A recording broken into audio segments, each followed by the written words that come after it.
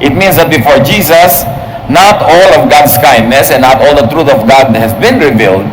Pero sa kanyang pagdating, naganap ang maganda at kumpletong pagpapakilala sa tao sa Diyos. The message of Jesus is about all the kindness and all the truth of God. Not only partial kindness, not only partial truth, but all the truth and all the kindness of God. The message of Jesus about the Father is the most accurate message about God ever heard by man.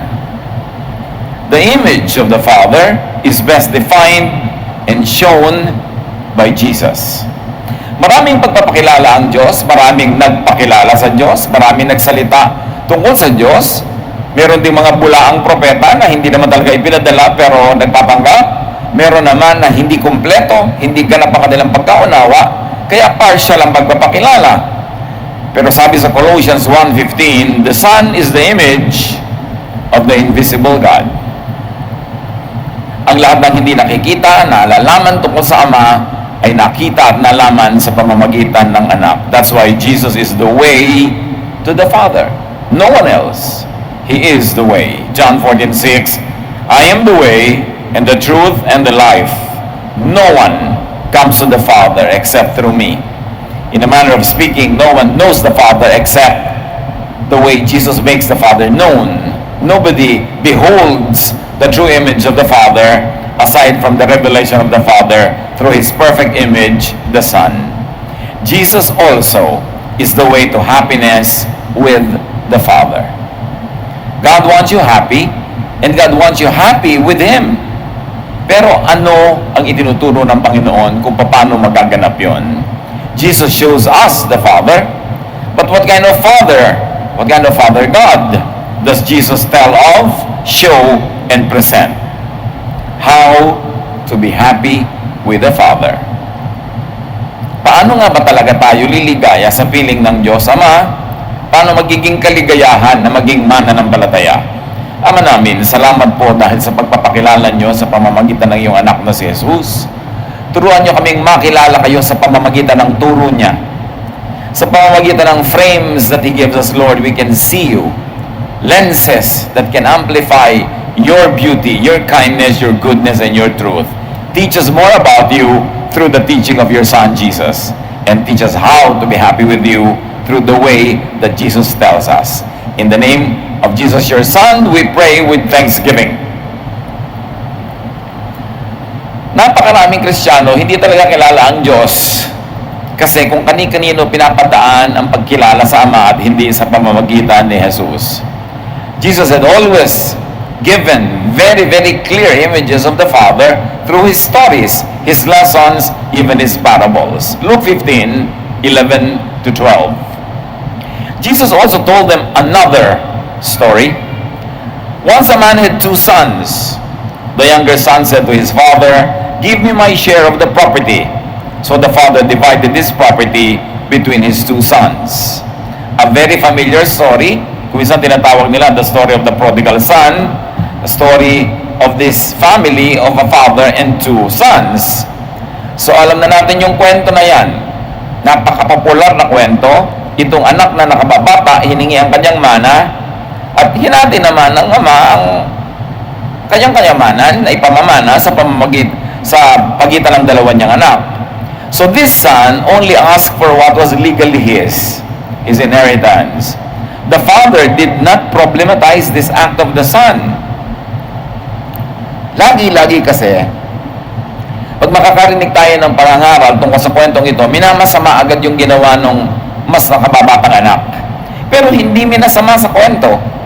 Look at the text and study the text. Jesus was just telling them a story, and this younger son asked for his inheritance. Only theologians later would demonize this act. But the story itself and Jesus do not demonize the act. Luke 15:13-14 sa pagpapatuloy. Not long after that, the younger son packed up everything he owned and left for a foreign country, where he wasted all his money in wild living. He had spent everything when a bad famine spread through the whole land. Soon he had nothing to eat. So sa pagpapatuloy ng kwento, makita natin na itong younger son na nakakuha ng mana niya ay nagliwaliw, nagpunta kung saan-saan at nagpakasarap sa buhay. Pero nung maubusan niya ang kanyang lahat ng pera, bigla na siyang walang-wala. The famine spread throughout the land, no? At nagkaroon ng taggutom sa lugar na ito. Pero the famine is not presented by Jesus as a judgment or punishment to the younger son. It just happened. Yun ang nangyari sa kwento. It just occurred. Walang sinasabi si Jesus na dahil sa kanyang kasalanan, dahil sa kanyang pagkakamali, nagka-famine. Sinabi lang, nagkaroon ng famine. At dahil ubos ang kanyang pera, doble ang kanyang paghihirap. Wala na siyang pera, at kahit may pera siya, wala rin namang makakain sa lugar na yon kasi nagkaroon ng famine. Ano ang lesson nito on how to be happy with the Father? Itong kwentong ito, yung Ama obviously represents God the Father in heaven. At yung dalawang anak niya lalaki represents two type of believers, two types of people, two types of what you might call today Christians, two types of God followers. Now, the younger son enjoyed a lot. At ito'y minamasama ng maraming preachers, pero hindi minasama sa presentation. Yung interpretation lang later ang nagpasama. But how do you enjoy the Father according to the story and the actions of the Son? Enjoy the Father's provisions. Hiningi niya yung mana niya, mana naman niya talaga, legally, kanya talaga yon, ibinigay sa kanya. Hindi ko lang maintindihan kung bakit minasama ng maraming mga ngaral later yung paghingi na yon. Jesus did not even condemn this man. That's why this story deserves a second serious reading. Only preachers and readers through history took offense at what he did. But he asked for his inheritance, he enjoyed it all, he became poor, and then incidentally, there was also famine in the land where he went. So, here, very importantly, know the Father as Jesus presents him and trust completely in His graciousness. Anong uri ng Ama ang ipinakilala ni Jesus sa kwento? Isang amang napakamapagbigay. Hiningi ng anak yung mana, ibinigay. Isang ama na generous, na hindi tumanggi sa hinihingi ng kanyang anak, na yung kanyang anak ay gusto magliwali, hindi niya pinigil. Isang ama na napakaluwag, hindi mahigpit, hindi ka sinasakal, hindi ka tinitipid, at hindi ka laging pinapagalitan. So far, this is the kind of Father that Jesus presents. At nung mga original hearers ni Jesus ng panahon niya, siguro na-shock. Kasi ang pagkakakilala sa nila sa Diyos, ang pagpapakilala sa kanila ng relihiyon sa Diyos, ay Diyos na mahigpit, Diyos na laging galit, Diyos na masungit, at Diyos na laging nagpaparusa. Pero hindi ito ang mukha ng Diyos na iniharap ni Jesus sa mga tao. So, how do you enjoy God's presence in your life? How do you enjoy being God's child? Recognize that God is gracious, that God is a giver, and that God does not take it against you when you want to enjoy His blessing. Enjoy the Father's grace. At itong enjoyment, isa pang minamasama ng relihiyon, na parang masamang mag-enjoy, masamang masiyahan sa buhay, masamang lumasap ng saya. Hindi ito ang nakikita natin sa kwento. The younger son just enjoyed the Father's grace. And in fact, if we're going to review our spirituality, enjoyment could be the missing element of true Jesus-based faith in the Father. Kung tama na ang representation ng mga old prophets, teachers, ng religious system sa Ama, bakit pa ipapadala si Jesus kung uulitin lang niya yung dating naituro at dating alam niya? Ipinadala siya para mas itama ang may kulang, para ituwid ang may liko, para liwanagan ang may kadiliman. Dahil kung kontento na nga masalangit sa pagpapakilala sa kanya ng temple, ng priests, ng mga prophets, ba't pa ipapadala si Jesus? Para lang maging repetitious, para lang maging redundant? May talagang itinuturo si Jesus na gustong maidiin ng kalangitan. At ito yung tunay na pagkakilala sa Ama, dahil nga ang higpit-higpit, laging galit at masungit ang Diyos ay pinakilala ng religion sa mga tao. Traditional religion teaches and promotes fear of God. Pero nakita nyo itong anak na ito, hindi siya takot. Hindi siya yung nangangayo papa sa takot, nanginginig sa takot, ayaw na magsalita, ayaw na kumibo. No. In fact, meron siyang lakas ng loob na lumapit para hingin patimanan niya. Ibig sabihin, ang trato sa kanya ng ama gave him a clue, gave him the sign how he could behave. And in this manner, he behaved as a son who was sure that the father was gracious, kind, and giving. Nagkataon lang na hindi niya minaganda, hindi niya pinaganda ang paghahawak ng kanyang pera, naubos ito, at nataon pa na napunta siya sa isang lugar na nagkaroon ng paggutom. Luke 15:15 to 16. He went to work for a man in that country, and the man sent him out to take care of his pigs. He would have been glad to eat what the pigs were eating, but no one gave him a thing.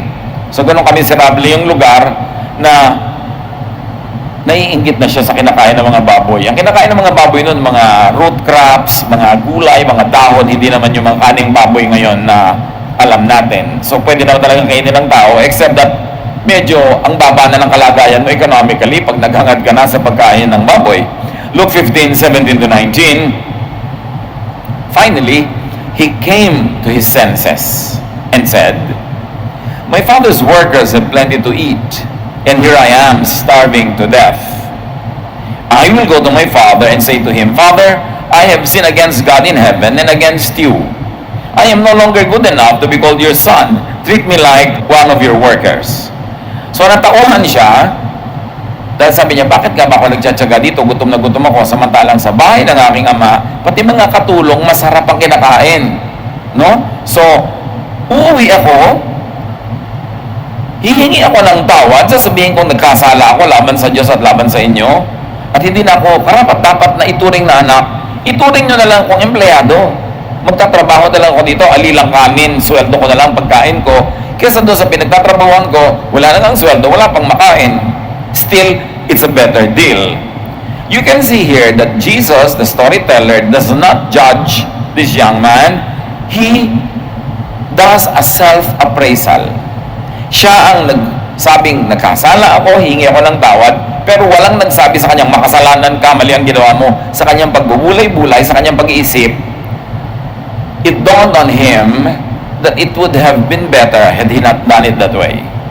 Na siya nagkasala, nagkulang siya sa mas tamang dapat gawin, at sabi niya, aaminin ko ang kasalanan ito, magpapakumbaba ako, pero mamamasukan na lang ako bilang katulong man lang para makakain.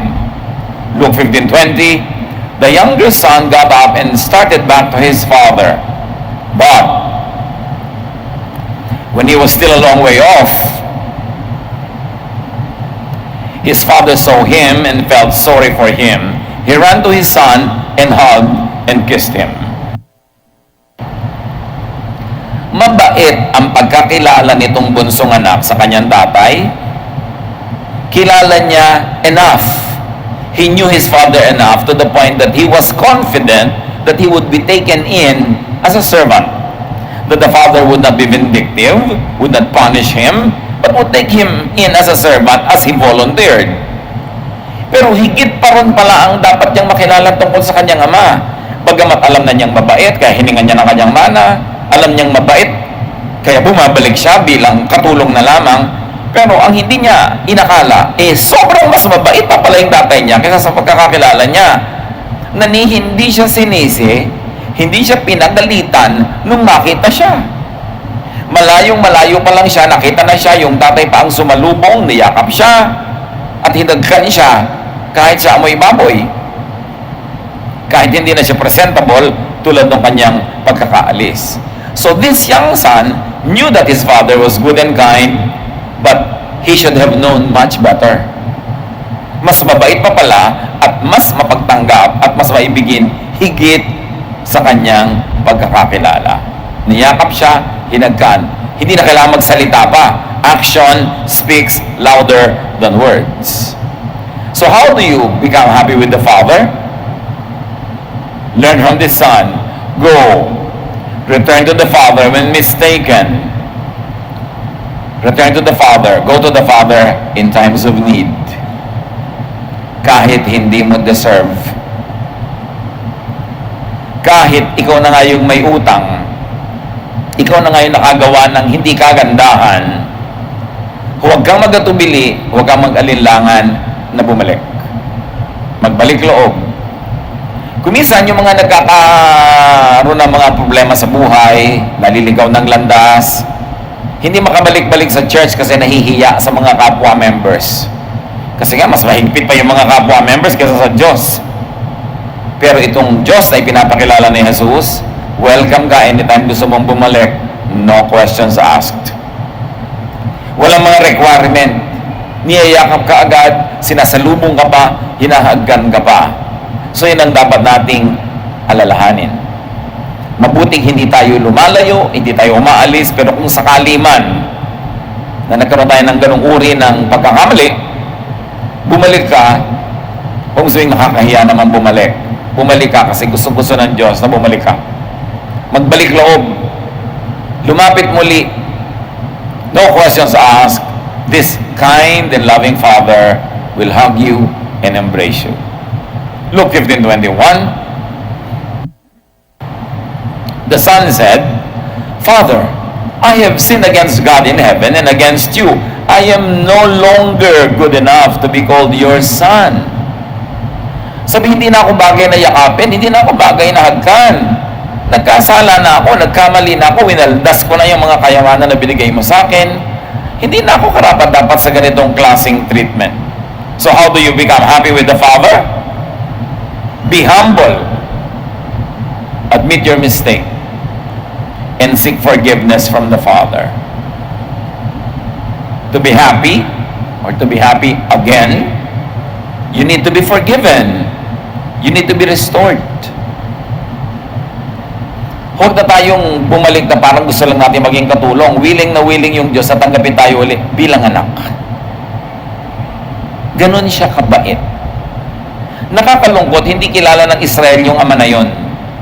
Kasi ang ipinapakilala ng religious system sa kanila ay isang amang laging galit, laging kailangan ka mag-offering, laging kailangan ka na magbigay ng mga bayad sa iyong mga kasalanan, mga sin-offering, lagi ka dapat na nagko-confess, nag-aayuno, pinapahirapan mo yung sarili, pinaparusahan mo yung sarili. Yan ang nakalakhan nila na paniniwala. Kaya itinutuwid yun ni Jesus. Luke 15:22-24. But his father said to the servants, Hurry and bring the best clothes and put them on him. Give him a ring for his finger and sandals for his feet. Get the best calf and prepare it so we can eat and celebrate. This son of mine was dead but has now come back to life. He was lost and has now been found. And they began to celebrate. Hindi pa pala best yung nadala niya mga damit na namanan niya. Nung bumalik siya, sugatan, psychologically, emotionally, gutom, nangangayayat, nung pa naibigay sa kanya yung best. So you see, kahit marami na tayo natanggap sa Panginoon, nagkamali pa tayo, the best is still to come. Hindi mo kayang ubusin ang kabaitan ng Diyos. Hindi mo kayang ubusin ang kanyang kagandahang loob. Kaya huwag tayong mag-aatubili. At pinakinggan ba ng Ama yung kanyang pagsusumamong, huwag nyo na akong tawaging anak, huwag nyo na akong bihisan, huwag nyo na akong yakapin. No, sabi niya, bigyan ng singsing. Meron agad symbol na tagapagmana na naman siya, may singsing na naman. Bigyan niya ng sandals. Ibig sabihin, prinsipe siya ng bahay na yon. Kasi yung mga hindi member ng royal, ng household, wala naman silang sapin sa paa. So umuwi siya nakayapak. Sabi, bigyan ng sandals yan. Sabi ganon, para na siyang namatay, pero ngayon nabuhay na muli. Nawala na siya sa atin, pero ngayon natagpuan siyang muli. Sabi ganon, yung pinakakapataba natin na hayop, katayin, tayo ay mag-party. Let us celebrate. So the father does not dramatize his son's self-abasement and self-judgment. Hindi niya binili yung kwento na wala po akong kwenta, nagkasala ako, patawarin niyo ako. Hindi niya binigyan niyo ng pansin. Hindi kailangan patawarin ng Ama kasi nung paman pinatawad na. Hindi kailangan ng patawad kasi sa puso niya hindi naman niya itinakwil. So hindi niya kailangan tanggapin muli. Hindi niya itiniwalag sa kanyang pamilya, so hindi niya kailangang ibalik. Sabi niya, hindi ka nawala. physically lang nawala ka dyan, in your mind nawala ka, but not in my heart, not in my inventory. You've always been a part of this household. Kaya i-restore siya. No? The Father gets busy restoring His Son.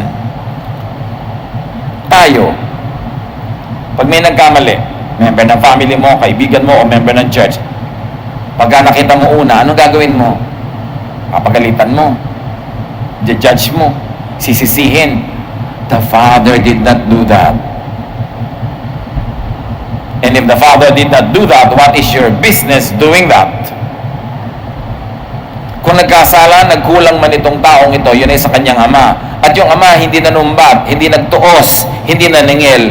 Tayo pa, na tumatanggap din ng kabutihan ng Diyos, tagatanggap din tayo ng kanyang mga ibinibigay. Sino tayo para manumbat?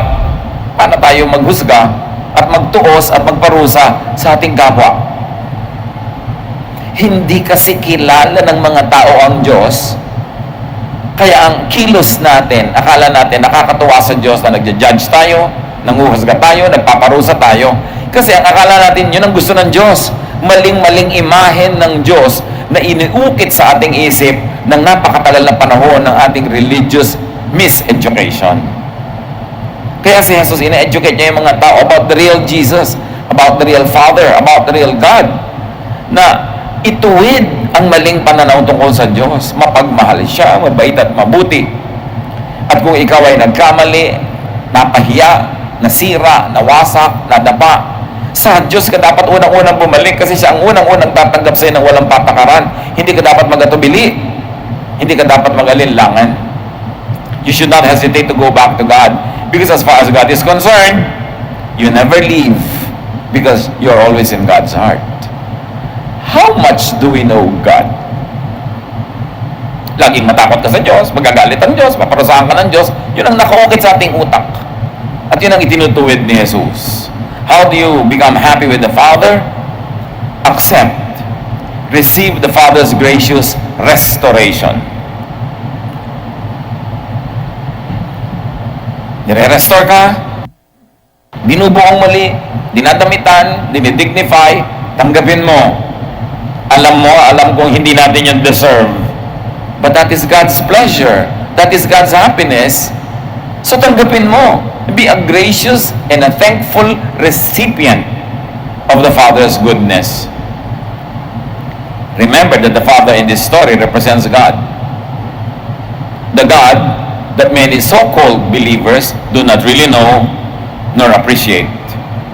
So Jesus came to show us the way, to show us God, to show who God really is. Meanwhile, may kapatid, di ba? Alam nating may kapatid pa to, yung mas matandang kapatid. Na sa tingin ng iba, ay mas matinong kapatid. Luke 15:25 to 32. The older son had been out in the field, uliran, nagbubukid maghapon, hindi naglakwatsa, hindi gumastos, no? But when he came near the house, he heard the music and dancing. So he called one of the servants over and asked, "What's going on here?" The servant answered, "Your brother has come home safe and sound, and your father ordered us to kill the best calf." The older brother got so angry that he would not even go into the house. His father came out and begged him to go in. But he said to his father, "For years I have worked for you like a slave and have always obeyed you.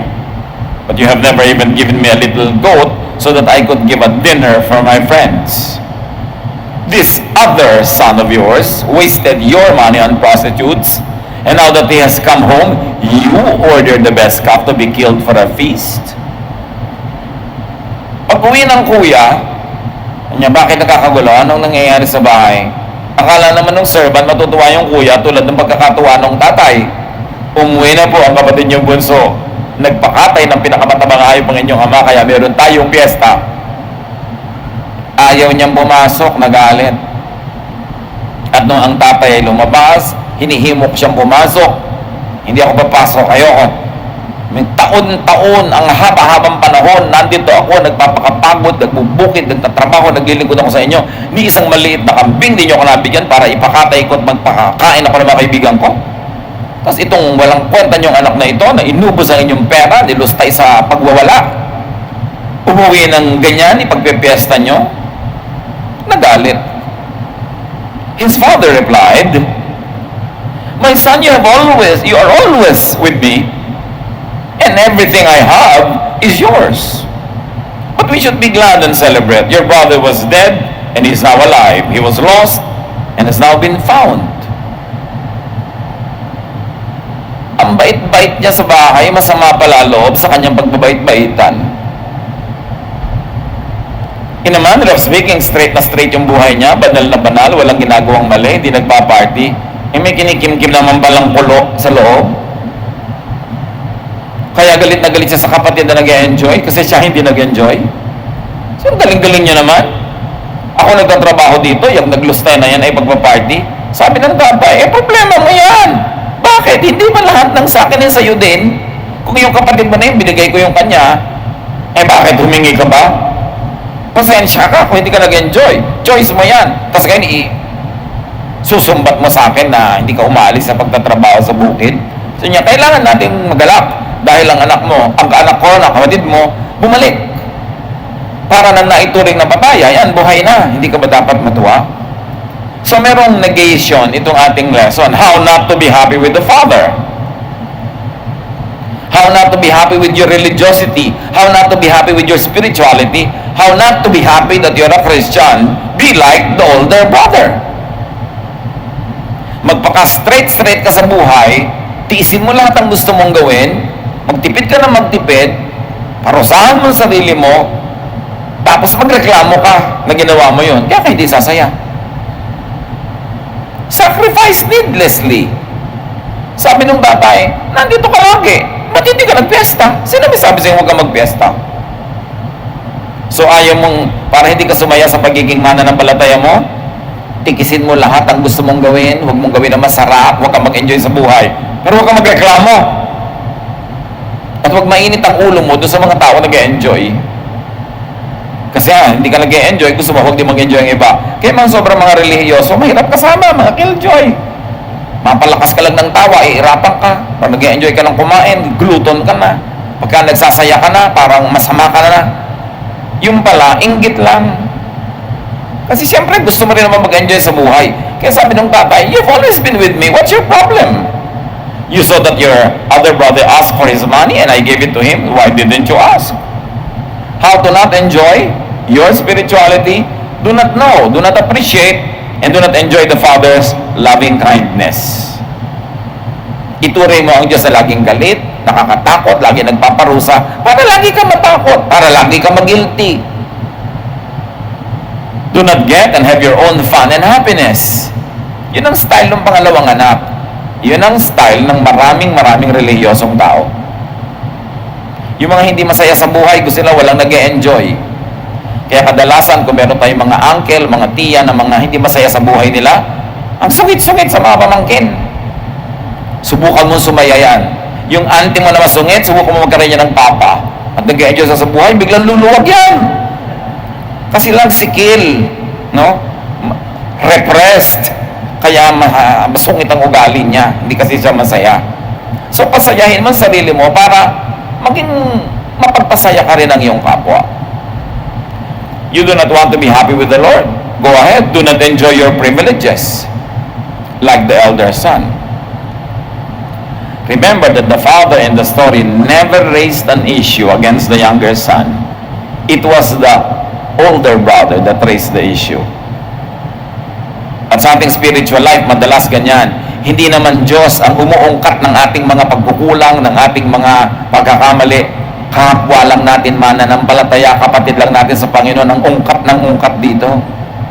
Ang buklat ng buklat at husga ng husga. Ang linaw ng kwento mas linaw pa ba ang any other illustration? And it came from Jesus Himself. So, the younger son had his cake and ate it too. Sinong naiinggit? Magalit. Pero sinasabi ng Lord, kayo din, pwede nyo naman gawin yan Bakit? Pinagalitan ko ba? No, hindi tayo kontento, kailangan pagalitan. Kaya kahit sa kwento, hindi pinagalitan ng ama yung anak. Pag ipinreach na yung kwento, papagalitan ng preacher yung bunsong anak. Madadaig pa ang Diyos sa higpit. But let's stick to the story. The father never raised an issue. The father just quickly restored the son and gave him even the best robe that he never had before. This is the Father's grace. Do you know about the Father's grace? What do you know about God? What kind of God do we present to children? Kung nagpe-present tayo lagi, panakot natin ng Diyos, panakot din yung pastor. Pag may malikot na bata, ayan na si pastor. Yung panakot, ayan na ang Diyos, magkagalit ang Diyos. Laging gusto nating dumali ang pagkontrol natin sa kapwa. Diyos ang ating isasangkalan at gagamitin. And in the process, we misrepresent our loving God. How to not be happy with the Father? Hold grudges. Naglilingkod ka, magtuos ka. Pagka hindi ka nabigyan ng recognition, magalit ka. Isamama ng loob para hindi ka masaya. Madali namang hindi sumaya eh. Gawin mo yun. Hold grudges against the Father. Magtampo ka sa Diyos. Donate ako ng donate, serve ako ng serve, kanta ko lang kanta, tapos may hinihiling lang ako, hindi ko natanggap. Magtampo ka para hindi ka masaya. Hold grudges against people who enjoy themselves. Yung mga iba, pag nakakakita ng mga sa tingin nila makasalanan, sasabihin pa, darating ang araw nila sa impyerno. Tuwan-tuwa pa na pupunta iba sa impyerno. Kasi kami inggit. Kung talagang may pagmamahal ka sa kapwa, hindi mo ibigin ang mangyari sa kanila. Kaya madaling suriin ang sarili kung tayo ba yung anak number 1 o anak number 2. Enjoy life. John 10:10, sabi ng Panginoong Jesus, I came that you might have life and have it abundantly. Huwag laging guilt trip. Huwag laging pagiltihin ang kapwa. Be thankful for the Father's lavish love. Ang luho talaga ng pag-ibig ng Diyos sa atin. Hindi mo masukat, hindi mo maubos. Enjoy it. Because that's what God wants you to do. And do not sacrifice needlessly. The Lord does not seek sacrifices. Mabuti ang layunin sa atin ng Diyos na ipinakita sa kwento. So be happy. Strive to be happy. Work at your happiness. Ikarir nyo na sumaya, hindi kasalanang sumaya. At sa ating paghahanap ng kasiyahan at nagkamali ka, kinapos ka ng kabanalan, ma-realize mo yan, magbalik loob ka sa Diyos, magpa-restore ka, huwag mo nang tagalan.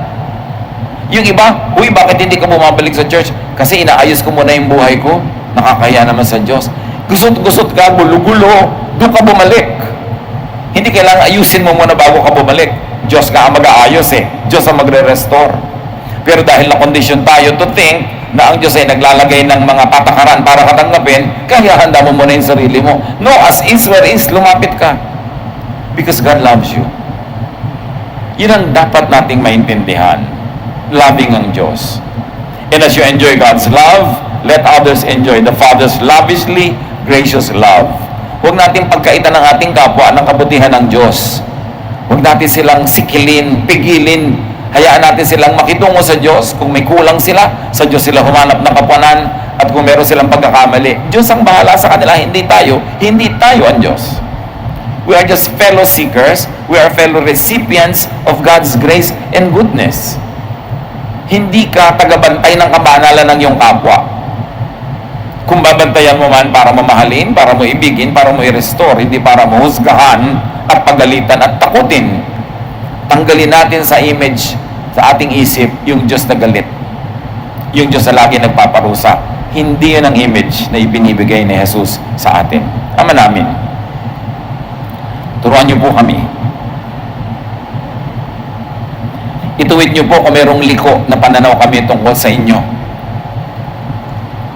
Papagliwanagin niyo ang aming isip kung merong bahaging may kadiliman. Itama niyo kung meron kaming mali. Huwag kami lagi, Lord, mag-moralize, mag-judge, mag-police ng aming kapwa. kundi maging tulad kami nitong ama sa kwento. Mabilis mag-restore, mabilis magbigay ng blessing, kahit doon sa nagkamali pa man. Kahit doon sa malaki ang maging pagkukulang. Turuan niyo kami, Lord, to relax, to rest, to be restful, then be at peace, knowing that you love us. At kung sa aming kalagitnaan, Panginoon, merong kailangan bumalik sa inyo, magbalik loob, nawa ngayon din, bumalik na. Huwag na magpatagal. Huwag nang bumwelo-buwelo pa, o huwag nang magpa-condition-condition pa, kundi as is, where is. Trusting you, knowing that you love us, ay bumalik kami sa inyo agad-agad. At tatanggapin namin, Lord, ang inyong restoration, ang pagbubuo muli sa mga nasira, ang pagkukumpleto sa mga nabawasan, ang pagpapaganda sa pumangit at pinapangit namin. Pagbulay-bulay tayo, mga kapatid, ko anong kahulugan ng kwentong ito ni Jesus sa ating mga personal na buhay. Tayo ba yung anak number 1 na kailangan bumalik? Bumalik. Tayo ba yung anak number 2 na akala natin ang tama-tama natin pero baluktot pala ang ating isip? At hindi pala natin kilala ang Ama. Kilalanin. Magbalik loob. Pareho lang silang dapat bumalik. Pero yung isang anak, bumalik lang yung katawan, hindi yung loob. Yung isang anak na hindi umalis, malayo pala ang loob, siya ang kailangan talagang bumalik. So alin tayo sa dalawang anak na ito? At isipin natin, mga kapatid, kung paano natin ibabahagi ang pag-ibig ng Ama sa mga kaibigan natin, kapamilya, sa mga kapatid sa church. Isang pag-ibig ng Ama na mapagpatawad, mapagbigay, a kind of love that restores, that redignifies,